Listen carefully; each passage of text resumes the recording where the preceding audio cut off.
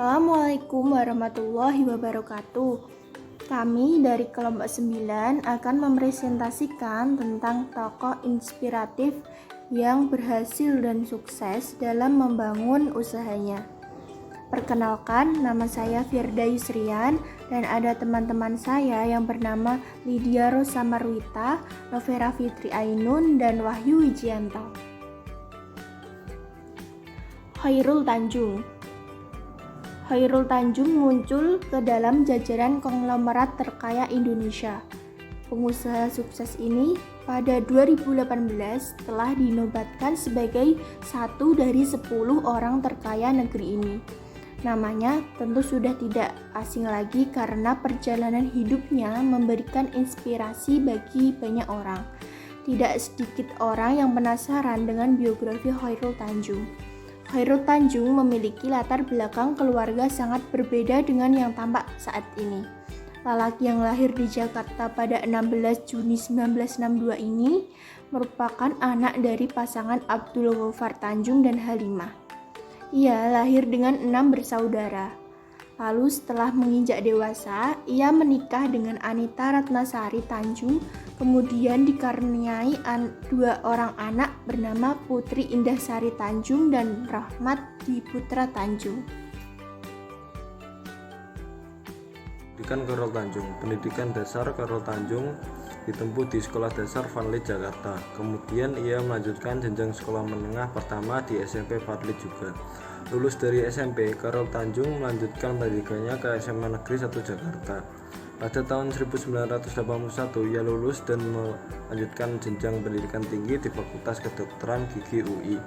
Ia berhasil meraih gelar sarjana pada tahun 1987.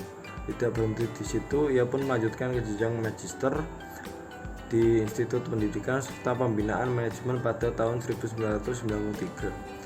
Khairul Tanjung adalah pemuda yang berprestasi karena kecerdasannya dan keteladanannya. Ia berhasil terpilih sebagai mahasiswa teladan nasional tahun 1984 sampai 1985.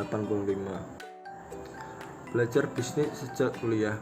Khairul Tanjung telah memulai bisnis sejak di bangku kuliah. Awalnya ia berjualan untuk membiayai kuliahnya, mulai dari jualan buku kuliah hingga berjualan kaos dan membuka jasa fotokopi.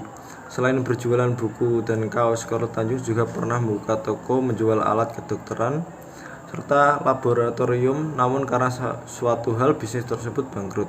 Setelah menyelesaikan pendidikannya di Universitas Indonesia, Khairul Tanjung mulai fokus merintis bisnis. Awalnya ia membuka bisnis ekspor sepatu anak. Ia menjalankan bisnis ini bersama 3 orang temannya. Bisnis yang dinamai PT Pariarti Sindutama ini menghabiskan modal 150 juta yang dipinjam dari bank. PT yang didirikan pada 1987 tersebut lambat laun mulai memberikan hasil memuaskan. Bahkan pernah mendapatkan pesanan dari Italia sebanyak 160.000 pasang sepatu. Akan tetapi pada akhirnya Khairul Tanjung memutuskan untuk keluar dari perusahaan yang telah dibangun tersebut lantaran problem internal. Membangun dan mendirikan City Group. Pada tahun 1987, Khairul Tanjung mendirikan bisnis sendiri yang beri nama Para Group yang kini diganti nama menjadi City Group. Karena telah memiliki jaringan yang cukup luas, bisnis ini mampu berkembang dengan sangat pesat. Bahkan perusahaan ini mampu membeli Bank Karman yang pada tahun 1996 yang saat ini namanya berubah menjadi Bank Mega. Tidak hanya itu, Khairul Tanjung juga berhasil membuka bisnis toko di Bandung, Supermall. Menariknya lagi, Khairul Tanjung juga berhasil membeli Bank Tugu yang kini menjadi Bank Mega Syariah Indonesia. Di tangannya, Bank Mega perlahan-lahan mulai menguntungkan. Akhirnya pada tahun 2001, bank tersebut berhasil menawarkan saham di Bursa Efek Jakarta. Berikutnya, Bank Mega pun menjadi tulang punggung Para Group. Saya Lydia Rosa Marwita, NIM B11 2019 05830. Pendiri Trans TV. Khairul Tanjung tidak hanya berhasil di sektor keuangan, namun juga mendirikan bisnis media. Ia pun mendirikan Trans TV pada Agustus 1998. Salah satu stasiun televisi swasta nasional ini mendapat izin siaran. Kemudian pada 2006 perusahaannya berhasil mengakuisisi TV7 milik Kompas Gramedia. Sejak saat itu nama Trans TV berubah menjadi Trans 7. Lalu Chairul Tanjung kemudian memisahkan perusahaannya di sektor media pada tahun 2013 dengan mendirikan Transmedia. Lalu di tahun 2018 Transmedia melalui Trans 7, Trans TV, dan Transvision mendapat hak siaran Piala Dunia di negeri ini. Chairul Tanjung terus memajukan bisnisnya di media. Salah satunya dengan bekerja sama dengan SM Entertainment yang merupakan salah satu agensi terbesar untuk K-pop Korea Selatan. Chairul Tanjung tidak hanya sukses berbisnis di sektor bank dan media, tetapi juga merambah ke aneka usaha lain seperti asuransi dan pembiayaan. Di samping itu, ia juga membuka usaha di bidang properti. Itulah yang membuat para grup milik Chairul Tanjung menjadi perusahaan konglomerat di Indonesia. Ia adalah sosok yang memiliki semangat serta komitmen tinggi.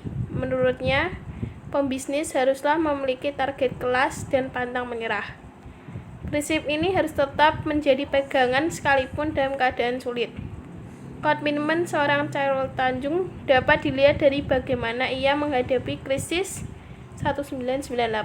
Kala itu, mayoritas pengusaha memindahkan investasi ke Singapura. Namun ia tetap bertahan di Bank Mega.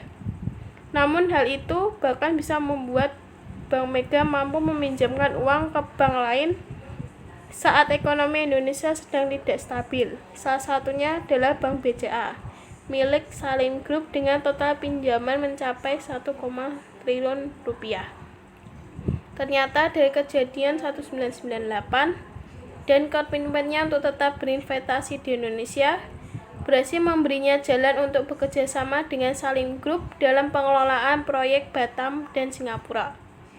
Di samping itu juga bekerja sama dengan Sinar Mas Group. Tidak hanya itu, Chairul Tanjung yang berhasil membeli mayoritas saham Astra serta mengakuisisi mayoritas saham Carrefour Indonesia bernilai 40%.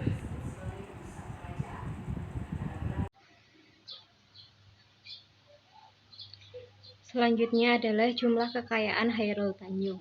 Chairul Tanjung masuk dalam kategori 10 orang terkaya di Indonesia menurut majalah Forbes. Di tahun 2017, ia bahkan menduduki posisi ke-6 dari 286 orang terkaya di Indonesia. Kekayaan Chairul Tanjung diperkirakan sebesar 4,9 miliar US dollar. Jika dihitung dalam rupiah, nominalnya sekitar 65,3 triliun rupiah. Selanjutnya yaitu Chairul Tanjung juga pernah menjadi Menko Perekonomian pada tahun 2014 saat masa kepemimpinan Presiden Susilo Bambang Yudhoyono. Tidak hanya itu, Chairul Tanjung juga terjun di dunia pendidikan, salah satunya dengan menjadi guru besar di Universitas Airlangga. Chairul Tanjung juga ikut andil dalam kegiatan sosial, masyarakatan, dan bidang olahraga dengan menjadi Ketua Umum PBSI. Dari sepenggal biografi Chairul Tanjung dan perjalanan hidupnya, kita menjadi tahu bahwa kesuksesan tidak bisa didapat dengan mudah. Ada banyak hal yang harus dikorbankan dan diperjuangkan dengan sungguh-sungguh.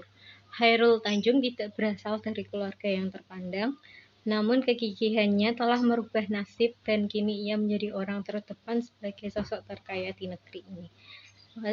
Sekian presentasi dari kelompok kami. Apabila ada kesalahan, kami mohon maaf. Wassalamualaikum warahmatullahi wabarakatuh.